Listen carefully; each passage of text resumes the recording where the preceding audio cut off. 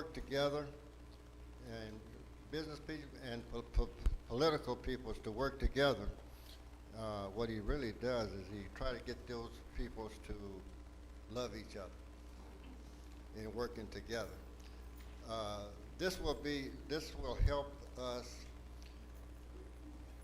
uh, in our goal. This teachers workshop is going to help us in our goal in teaching and equipping the saints for the work of the ministry and for the edifying of the Bible body of Christ. So I will end this by saying, may God continue to bless all of us richly as we endeavor to equip the saints. Well, good morning. Good morning.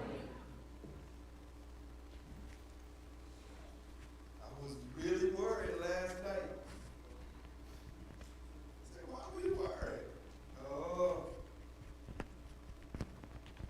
You ever been to the allergist? No.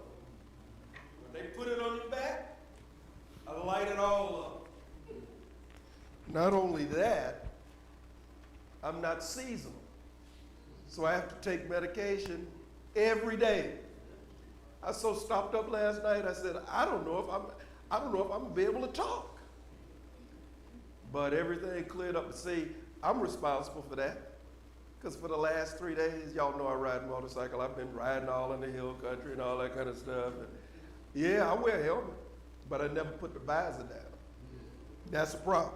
So I'm breathing all that stuff in. But that's all right. I guess I've learned my lesson. I've avoided bad traffic, so I'm good. I am glad to see everybody here this morning. First of all, we'll just be very interactive. Has to be. I've got stuff you're going to do. I've got handouts. Everybody got a handout?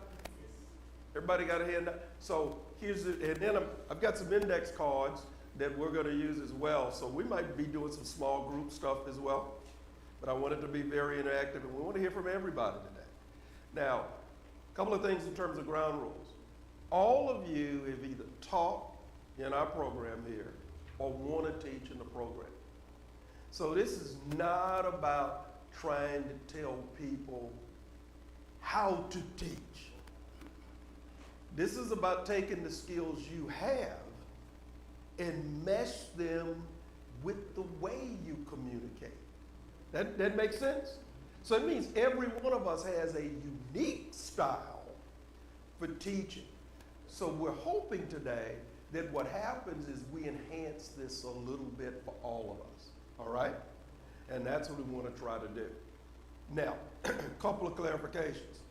You see that up there, and you see that I have my business thing up there on the first slide.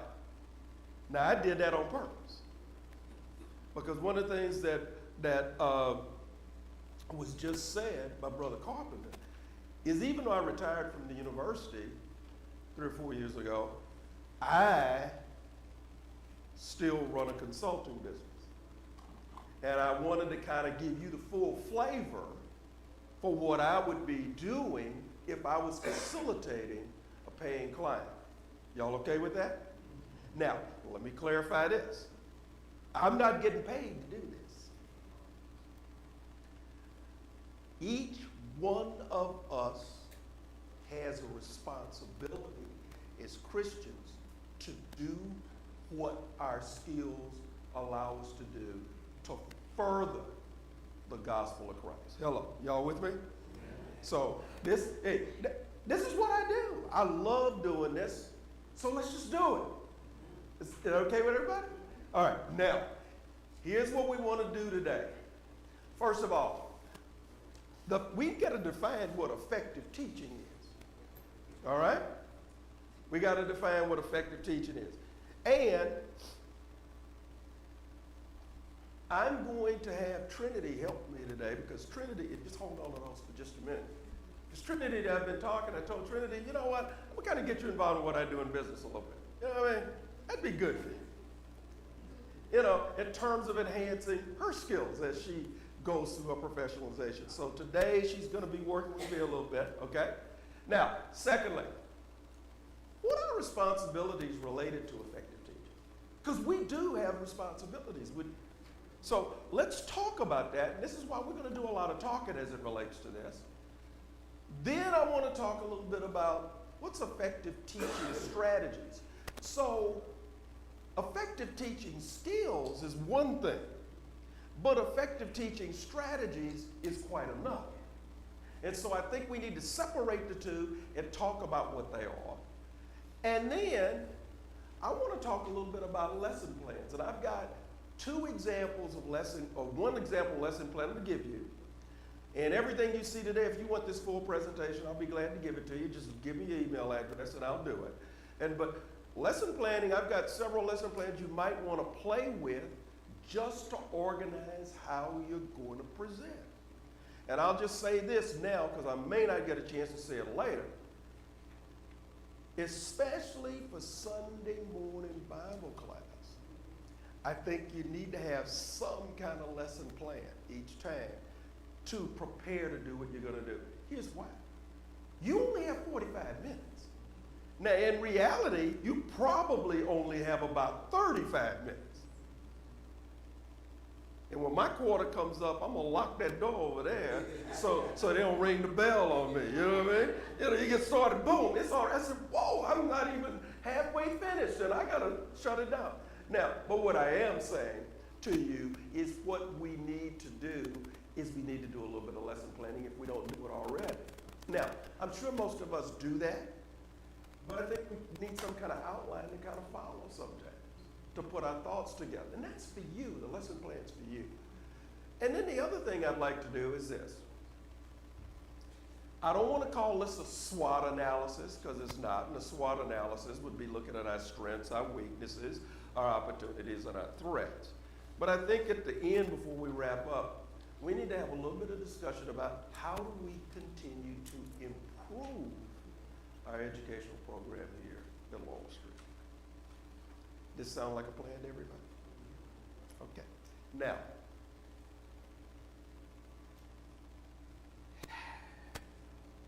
Proverbs 9 says, give instruction to a wise man, and he will be yet wiser. Teach a just man, and he will increase in learning. We all know this one, Proverbs 22:6. Train up a child in the way he should go, and when he is old, he will not depart from it.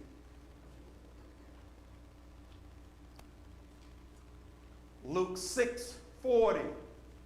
The disciple is not above his master, but everyone that is perfect shall be as his master. This is beginning to illustrate how important teaching is. And 1 Corinthians 12:28 says, and God has set some in the church, first apostles, secondarily prophets, thirdly teachers, after that miracles, then gifts of healing, helps, governments, diversities, and tongues. But look at the first three. Apostles, prophets, third is mentioned, teachers. Teaching is important. And that's what we want to do. I want to close with this one. Romans 15:4 says, for whatsoever things are written afore were written for our learning, then we, through patience and comfort of the scriptures, might have hope. So when we decide that we want to contribute by teaching, that is a very important activity for all of us that decide to do that. Any comments or questions to this? Reactions? Hello, y'all Any comments or questions, reactions? Any? None? All right. Okay. Trinity, if you pass out those cards, let's go here. What we want to do is I want you to take just a few minutes and in your own words define teaching.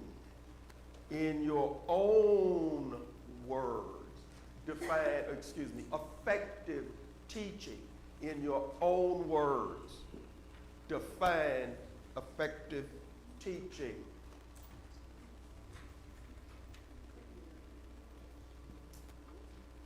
In your own words, define effective teaching.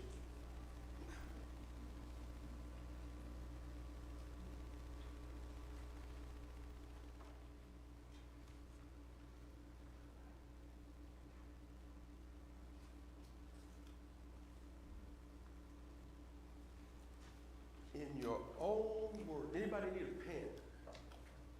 There should be one in the mags that Yeah.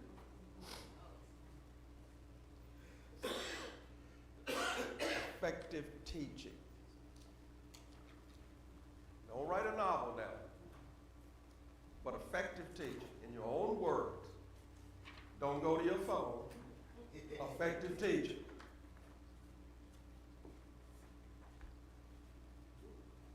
Effective teaching. In your own words.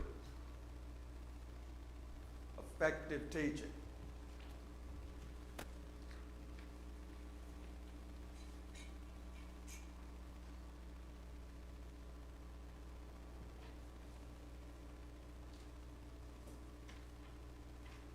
Do not put your name on these cards. Effective teaching. Huh?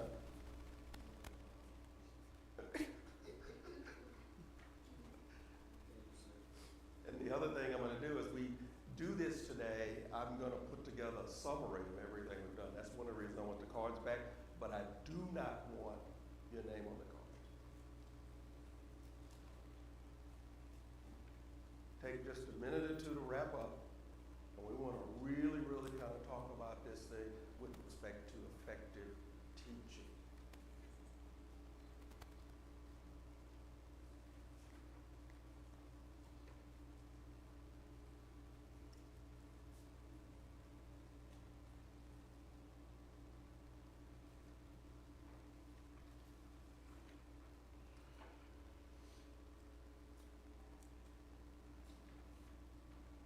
Do I have a volunteer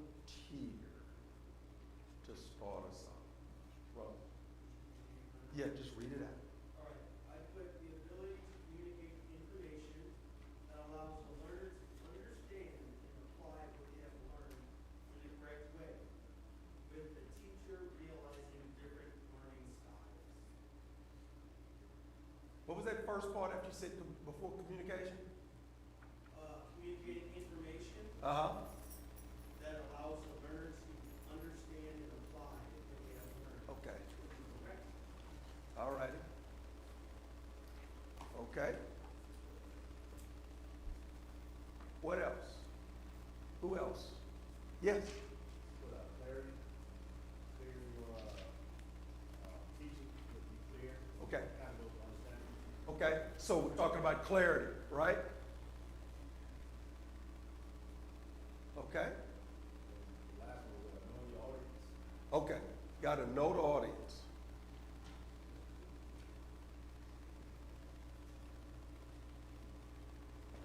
Okay. Who else? Yes. Someone who's organized, someone who can learn from his or her class, and someone who's prepared.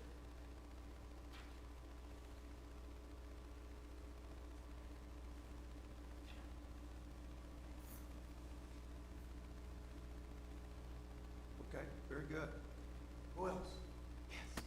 providing education to individuals according to his or her and providing different resources such as videos, notes, certifications, and personal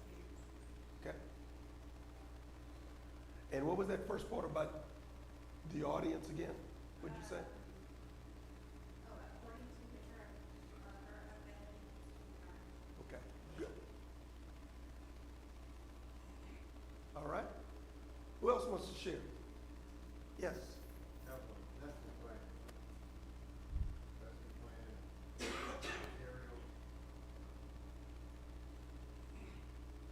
How to start.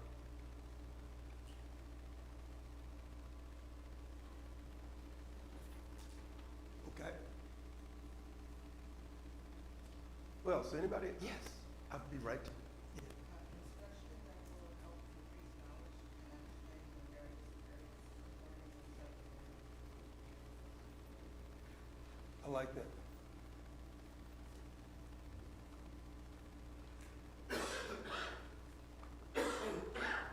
Okay. Very good. I like that. Who else? Yes. Okay. This goes back to the issue of clarity, right? Okay. And determine what's right and wrong. Okay. What else? Who else? Yes. Be right to you. To be knowledgeable about the information you're teaching, Yes. to have mastered it. Yes.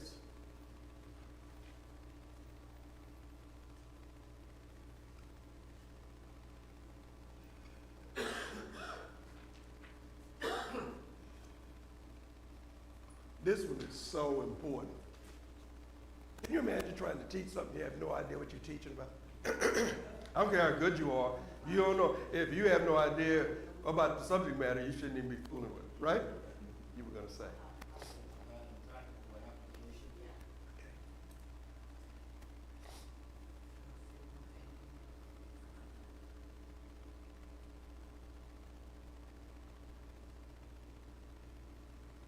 I like it.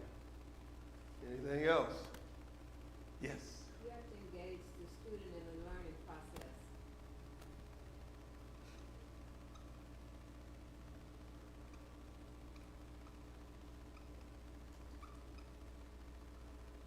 Absolutely. Who else? Anybody? Yes. To instruct and impart knowledge to enlighten one's understanding. I like it.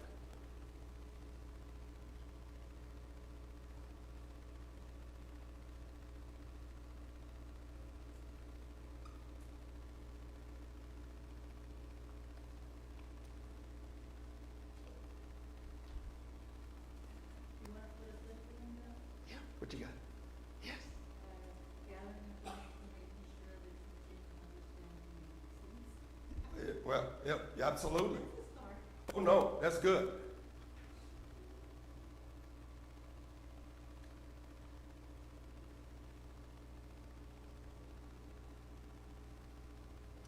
Okay, so this is what I want to do. Trinity, if you would take everybody's cards up, because Brother Carpenter, I think when we do the summary with everybody that has attended today, I think everybody should get a copy of the summary of our training. Is that okay? Okay, so we'll make sure you get that. So again, didn't want your names on it, but I'm gonna have it just as you've written it. I promise I'm not gonna change it. Okay? But no names. Now, I gotta ask this question. How many of you have taught in the program, either teaching now or you've taught over the last year or two in the program? Okay. All right? All right. So how many are aspiring to teach in a program? Stop it, you. Yes. Okay. Sister Charlotte? Yes, my brother over here, of course. Anybody else? Aspiring to teach. Yeah, but you've taught before. Yeah. So again, we've got some people aspiring to teach, right? All right. Now, look at this, because I just want to talk about this for a minute. If you watch this in terms of effective teaching, look at that. Lesson plans, materials, and being able to have a starting point. You got to have materials. You know? And look, people that make it look easy, it looks easy because they're prepared. And they don't get up on a fly and all of a sudden, boy, this is really good improvisation. No, it doesn't work like that. It's preparation. I'll give you an example. I gave Trinity the handouts that we're going to do today, and because you don't have all the slides. I got more slides than this. Then that's why you can have a copy of them after we finish. But here's the deal. I was still tinkering with this last night. Because it's that important to make sure things are well. And let me tell you, that lesson planning, that's important whether we're talking about toddlers or we're talking about adults. You have to have a planning process. Here's the other thing. I love this. We want students to have an understanding when we're finished, don't we? But not only an understanding, what's the purpose of it? There's got to be a practical application, right? I mean, if you're just getting information, but there's no practical application, that's a problem. So we have to have that clarity. What's clear to me, I got to make sure it's clear to whoever the students are. The worst thing we can do is talk above or below somebody's level of understanding, because that is disrespectful when you think about it, okay? So when you look at these are all key elements that came out of what y'all said. Clarity. Know your audience. Be prepared. Learn from your class instruction yourself. You should be learning something when you teach, right? Resources. You have to have resources. And you have to create a situation where people have the ability to learn and the zeal, if you will, to learn. And increase learning in your areas and the clarity of it. Notice how much of this goes together. I love this one too. Master the information you're teaching. We should understand and be the expert, if you will, on that information. Why? Because we're the ones that have touched it first. We're the ones that have gathered it first. Then we're giving it to somebody else. We should have mastered that. If you don't have that mastery, how are you going to then impart that to your audience? It becomes very difficult to do if you haven't done that. And the other thing is engagement of students, enlighten. I like this. The enlighten one's understanding. It's just not, because they may have, look, we may have an audience that is aware of whatever subject matter we're talking about, but we're giving more information that enhances their understanding. That makes sense? And so I think that's really important. And teaching, make it sensible to others. Now watch this. Can y'all give me mine? Yeah, there we go. Can you give me the whole screen? Well, no, you're not, so I'm going to do it this way. Those are small, small letters, but here's my definition.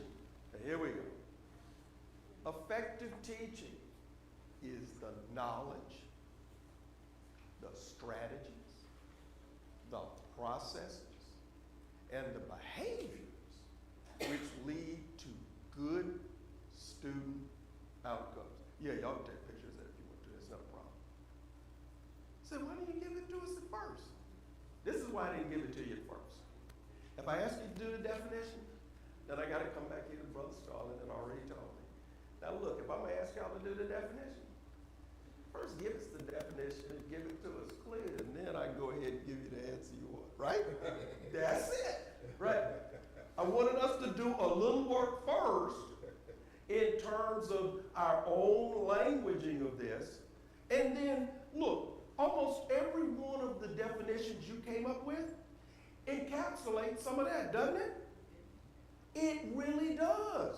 So think about it. Effective teachers have a positive impact on their students. Underline positive. Now I'm going to go ahead and get some deep water, but that's okay, and I got a little bit of time to do it. Here's the deal.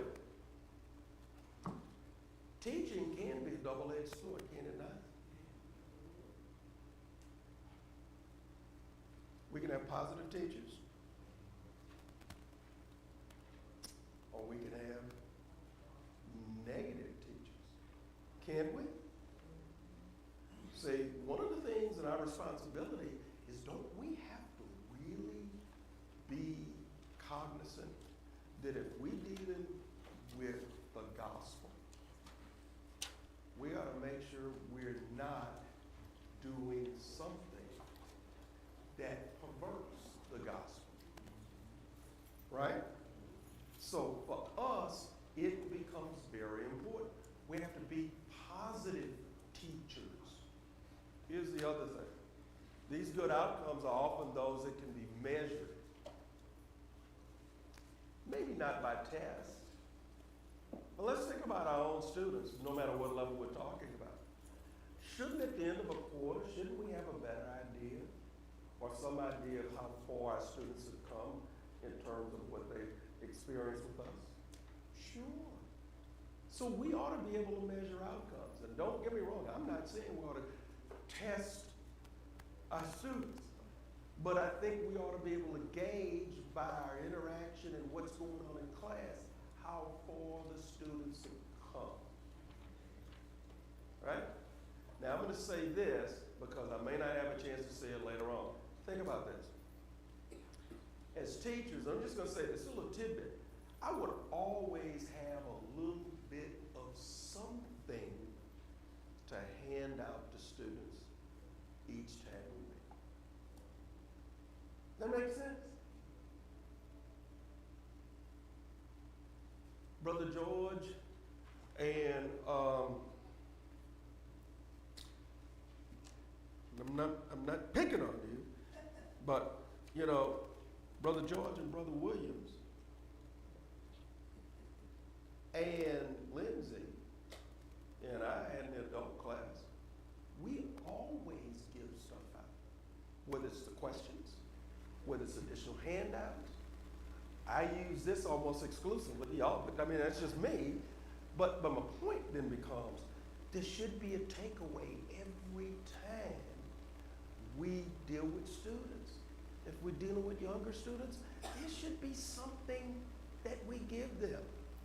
And I'm going to say this, I'm going to come back to it. And you know what? We need to use our technology better. And for some of these younger students, man, we need to be, they do need to be on the phone and looking stuff up, guided by us when we're teaching. That's what they do. I give paper out because we got a whole bunch of, we have a whole bunch of people my age in the adult class.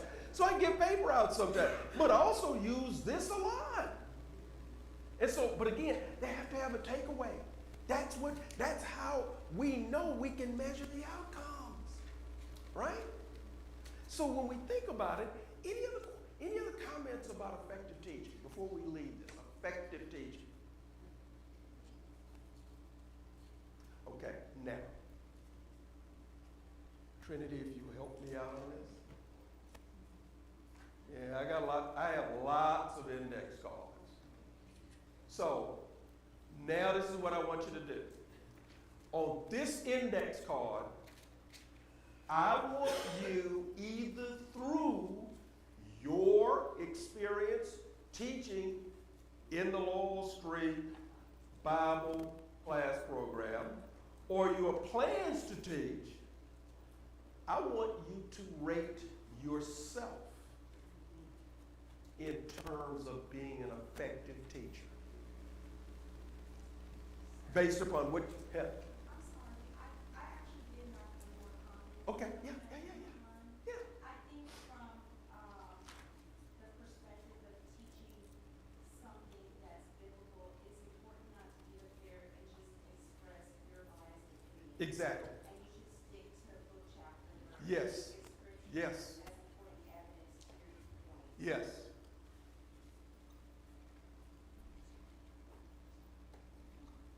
And look, I agree with you, and I was kind of going in that direction when we talked about it, where we talk about positive or negative. You don't want a negative outcome. So you got to be really careful about the opinion. Opinions ought to be things that you have to be, one have to be very careful with. Here's the other thing. If you do book, chapter, and verse and do what we're supposed to do, sometimes we do ask, especially in adult class, we will ask an opinion-directed question. On Wednesday morning or Wednesday evening, an opinion from a Christian standpoint, but it shouldn't come from the teacher expressing the opinion. Book, chapter, and verse. I would agree with you. Because when you start expressing opinions, that's when you end up getting into real potential doctrinal issues that affect people, and we do not want that. Yeah, good point. Very good point. On your card, I want you to rate yourself. Do not put your name on the card. No. 1 to 10, that scale's too big. Let's go from 1 to 5. All right. 1 meaning I need a lot. I am not a very effective teacher, or I don't perceive myself to be a very effective teacher. 5, I feel like I'm a very effective teacher. If you kind of in the middle, 3, okay? So rate yourself.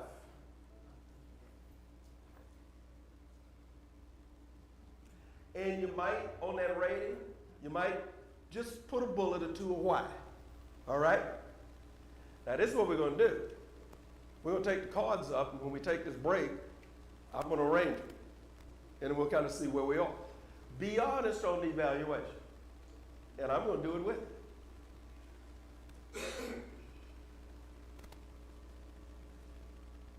I'm going to do it with you.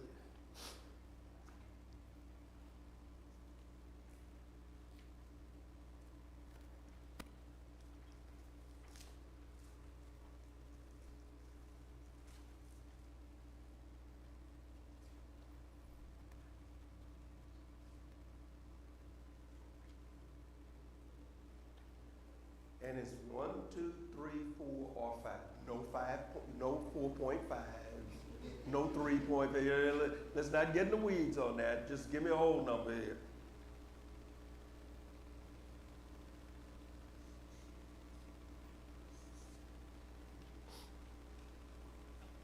And when you have finished rating yourself and maybe added a little something to that rating, we will take them from face down. Face down. Yeah, that's fine. Face down.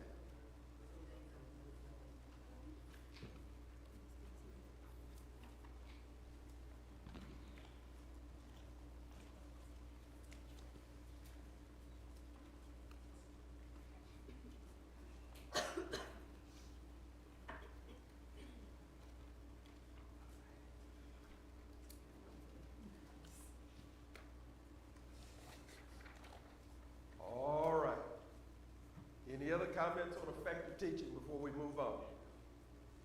Any other comments on effective teaching before we move on? Yes. I also think that you need to know how to gather your information. I agree with that. Because if you don't go to the right source and if you don't rightly divide what you have, you can give out some bad information. So you need to know how to gather and divide the information that you have. That is so, and you know what? That is so true for anything you're teaching. Because there's so many sources out there that are unverified sources that this is the kind of thing you get. You gotta be very meticulous about that information gathering. I agree. All right. Now,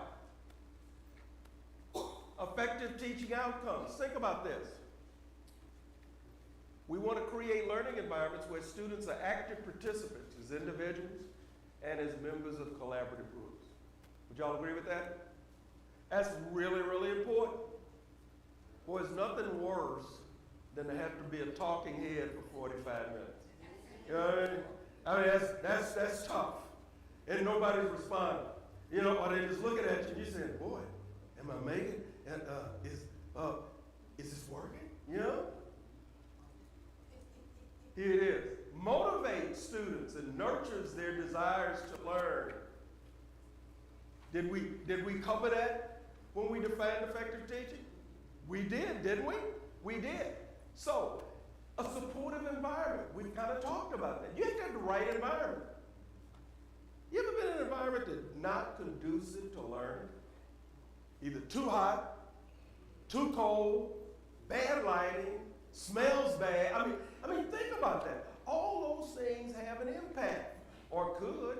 Hey, encouraging students to accept responsibility for their own learning. Wow, what a concept. What a concept. And accommodates the diverse learning needs of students. I'm going to stop right here for just a second because I gotta put this up here. Old guy like me, I've seen this in all the years that I taught at UTSA. This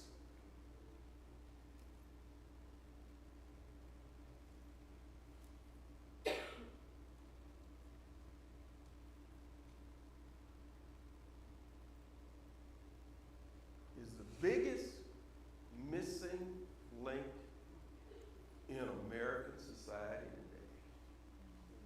The lack of critical thinking. You know where we can begin to make a difference in critical thinking? Right here in the congregation. I mean, think about it. Critical thinking. Being able to take information, massage it and go through it, and make some conclusions about it. TikTok's not allowing you to do any conclusions. We go to TikTok just like, oh, that's the way the world is on this. Really? One post from somebody that doesn't know how to post, and we come back and think that's the way this issue is. Critical thinking. So when we talk about getting our students to accept responsibility for their own learning, they have to begin to use their tools to do that. We can do that right here in our congregation if we're not doing it already. And then here's the other thing. Effective teaching outcomes displays effective and efficient classroom management. Means routines that promote comfort, order, and appropriate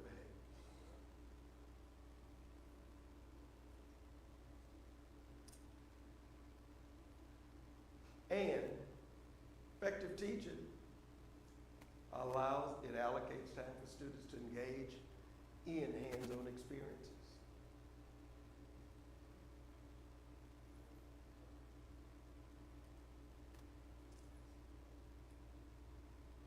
All this makes sense? See, you know what? Now, this is just a thought. This is a brainstorm issue. Maybe, I don't know, once a quarter, maybe once or twice a year, we just have a big expanded Bible class. Not necessarily on a Sunday, but maybe on a Saturday like we're doing today. And we get somewhere where we do hands-on kind of stuff and maybe discussions about very important issues as it relates to our soul salvation. That just if you, it's almost like, you know, when you're in school, you take a field trip. I mean, we're talking about kind of the same thing. You know what I mean? Or we go to some special kind of activity and the students go. I mean, that's what we're talking about. Maybe something, but the engagement's important. We want students to feel engaged. If you got them engaged, they want to come back. They get hungry. They want more. So think about that. And then lastly, design lessons that allow students to participate in those activities. Same kind of thing. Now, seeing some of y'all taking pictures, again, I'm gonna make this available to you, but take all the pictures you want to and stuff like this. This is fine. Okay? All right. Now, what's the responsibilities of an effective teacher? Here's the responsibilities. Let me put them all up. Let me get them back. Here's the responsibilities. I call it POP, P-O-P-P, POP. First, we need to prepare. Do not ever go into a classroom unprepared. Students will spot you in a New York second that you're not prepared. Secondly, yes. I just gotta say this. My wife has been teaching Bible study to her niece, and then after her second niece came, she started teaching her. Uh-huh. And now they got two friends, or else they're also to be on this Zoom Bible study. Uh-huh. When she tried to teach one day without being prepared, Uh-huh. her niece was, Auntie, you're not very prepared, are you? Oh, girl. I'm dying laughing. Yeah, you're right. Yeah, they can. But again, hey, I've been there. You're not alone. I've been there. Organization. Gotta have the materials. Going back to what Brother George said, you gotta have the materials and stuff, right? You have to have the resources. And thirdly, be on time. Be on time. Right? When I was teaching in university, students are gonna talk about, it's a 15-minute rule. If you're not here 15 minutes after class start, we have a walk today. I said, really? Hey, you stay here till I get here. Unless somebody tells you from the office that I'm not gonna be here today, you stay here till I get here. Now, that's one side of it. The other side of it, should I be having students wait 15, 20 minutes with me? No. You gotta be prompt and be on time. And then the last one kind of encompasses the first three. Be productive. Not only should we have the material to be prepared, but a student ought to walk away feeling like this has been productive for them to be there. And you as a teacher ought to be walking away saying, it's been productive that I led this class today. Those two things should be outcomes. Comments or questions on this? Comments or questions on this? Okay, watch this. Let's talk a little bit about teacher responsibilities. And then we're going to take a break right at about 10:15. Let's look at teacher responsibilities. Now, when we look at these responsibilities of an effective teacher, preparation, organization, promptness, and productivity, and notice we moved from effective teaching to talk about the responsibilities of effective teaching. So when we look at these four, the question is, what other responsibilities are there related to being an effective teacher? Besides preparedness and organization and the whole productivity and promptness, what other responsibilities do you think are there with respect to being an effective teacher? Yes.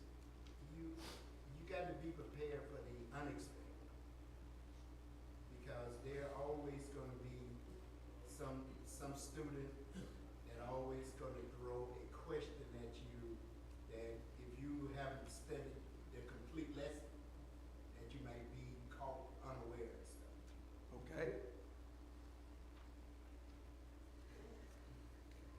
And you're right about that. And I'm gonna talk about that in just a minute. I want to add to that. Okay, what else? Yes. I would use the buzzwords, equity and inclusion, meaning that if you have some students who dominate the class, you need to make sure those that are quiet are understanding as well, and making sure that everyone feels included. Okay. I agree, and I'm gonna come back to that too, yes. And I was gonna say, promote a positive environment, so you want to encourage them, in what they say or what they do. Just let them know what's wrong. Okay?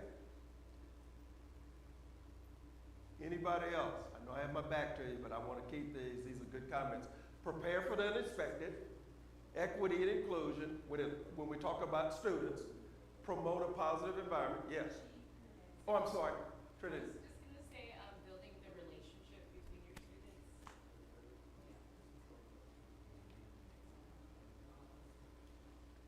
Building relationships between students. I mean, between you and the student.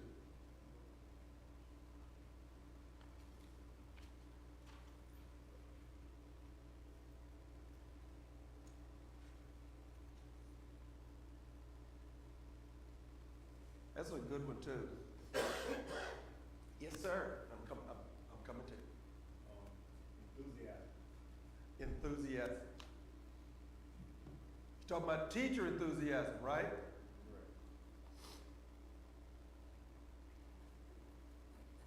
Yes.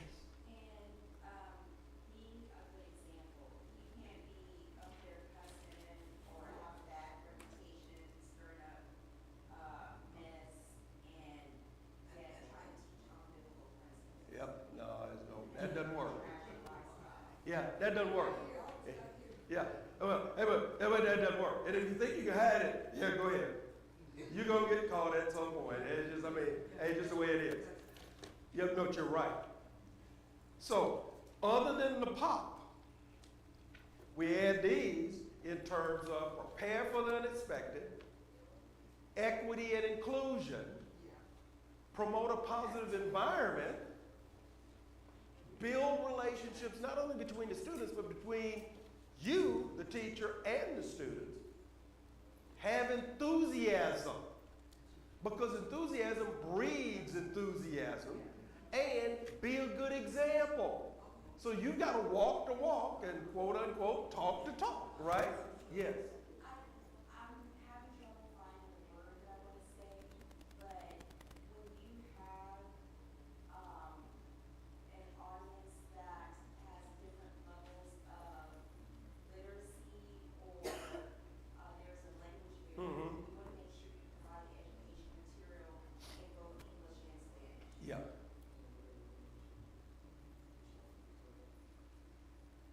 I'm going to say, if you don't mind, be aware and address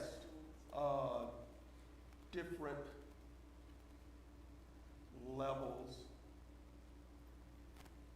of learning and understanding. Is that okay? Yeah, because you have to. You're going to have that diversity in terms of what people know and how, and the level of how they understand things in almost every class. Whether it's an adult class or whatever.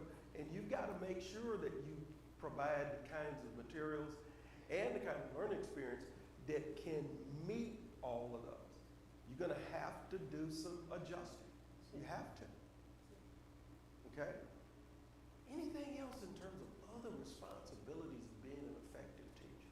Yes. Repeat what you're teaching. Yeah. Review the material. Yep.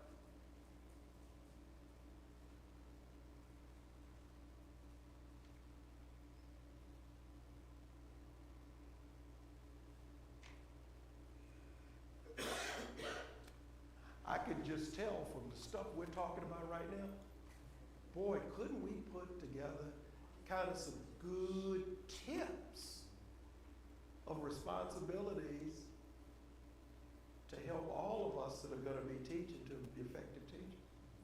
Wouldn't that make sense? I mean, it would. You know, the thing that's kind of, a lot of times things are kind of behind the curtain. But one thing that's behind the curtain here that I think makes this particular workshop important for us is if you just look around, just of us in here, let's just be honest. There's some older folks in here like myself. No, it's not being in certain ways now. There's some older folks in here like myself. See, I ain't gonna include the rest of y'all. I can just pick on myself. Here's the deal. Let's be honest. I'm not gonna be doing this 5 or 6 years from now. If God hadn't called me home. Hey, let's be honest. And if we're honest with that, then that means the kind of things we're talking about here and the kind of input y'all are getting, maybe we put some kind of expanded guide out for those that want to teach and those that aren't teaching. Because it's coming from what y'all are saying today. That's how you pass things on to the next group. And if we do it right, we don't stray from the gospel. Okay? Anything else in terms of responsibility? Yes. One of the things that I do as I sign in order to make sure that the students are engaged. Mhm. You have no idea as teachers on what their week is Yeah. in school. Yeah. And so I do an icebreaker going around the room and just do checks and balances to see, how their week went, anything they need resolved before we get into it. Yeah. Use icebreakers, right? That's a really good technique. I have an icebreaker and I use it almost everything that I do, where there's a whole bunch of questions and we have a way in which we have people answer the questions. And it's all about things like, what's your favorite color? If you could be an animal in the wild, what animal would you be? I mean, those kind of, and then they tell you why. But you can form an icebreaker to do other kinds of things. What was your week like? What were your highs and lows for the week? That's helpful. And that breeds engagement, by the way. Okay? Especially when everybody does it. All right? And I want to go back to this thing about inclusion, equity and inclusion. Listen. Why did we do the cards today? For your definition. Everybody got engaged. Whether you shared or not, you're going to see them again. And your comment or your quote is there. Everybody gave a number in terms of how effective they think they are as a teacher, right? Didn't take your name, but when we do the average and show what the distribution is, we'll have some idea what people think that attended the session today about themselves, of self-assessment. Everybody got involved, correct? And then you always have to prepare for the unexpected. You're going to get a question you can't answer. I hate to use the university stuff, but I used to love professors that get a question that he or she couldn't answer. And you might as well just let them start tap dancing because that's what they were doing. And everybody sitting there knew they didn't know what the answer was. You know what I do when I get an answer a question I can't answer? This is what I did. I said, very good question. Write it down. Said, you know what? I am going to check into this, and the next time we get together, I'm going to have an answer, and then we can discuss that answer as a class. Period. Rather than trying to do something off the top of my head. And you know what? We ought not to be afraid to do that in Bible class. Because let me tell you something. None of us in here are Bible scholars. All of us in here, we are those that study as best we can to know the Bible and to understand what we should be doing about the gospel. But there are going to be questions we're going to get we can't answer. Don't tiptoe around it. Write it down, research it, come back with an answer. And let me tell you something, if you do that, not only do you help yourself, but you gain credibility from your students. Yes.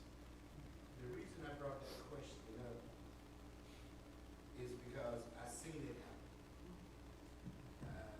I seen a student ask the teacher a question, and the teacher should have did what you suggested, but they tried to answer the question and he was lost. Yep. He was lost and couldn't get back on track. Yep.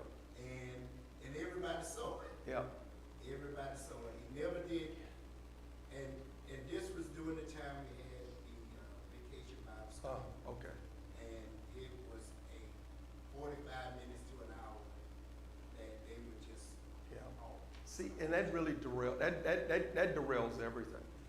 The other thing is this, even if I think I know the answer that I would give, and I get an unexpected question, I would like to feel a lot more confident about my answer rather than an off-the-cuff answer in front of people.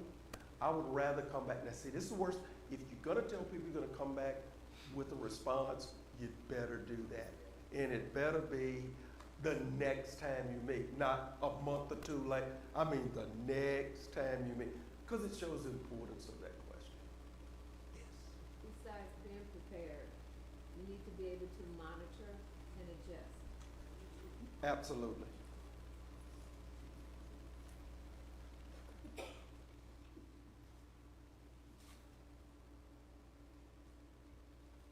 Absolutely.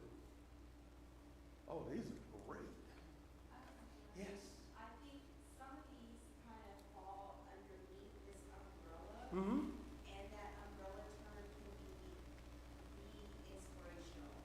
I like it. Because it helps not only motivate students, encourage them, helps them feel like they're in the same place, but when you inspire someone and you take your lesson serious enough to where it's not just some mundane, monotone, Right. boring lesson, Yeah. but you can transform people Mhm. when you impart your knowledge. Yep. Because they're inspired, and they have that love of learning and that love of really trying to understand what you're giving. Okay. Does that make sense? Yes, it does. Yes, it does. I like these because this adds to what we put up there, and y'all need these back. Same thing when we looked at those aspects of effective teaching.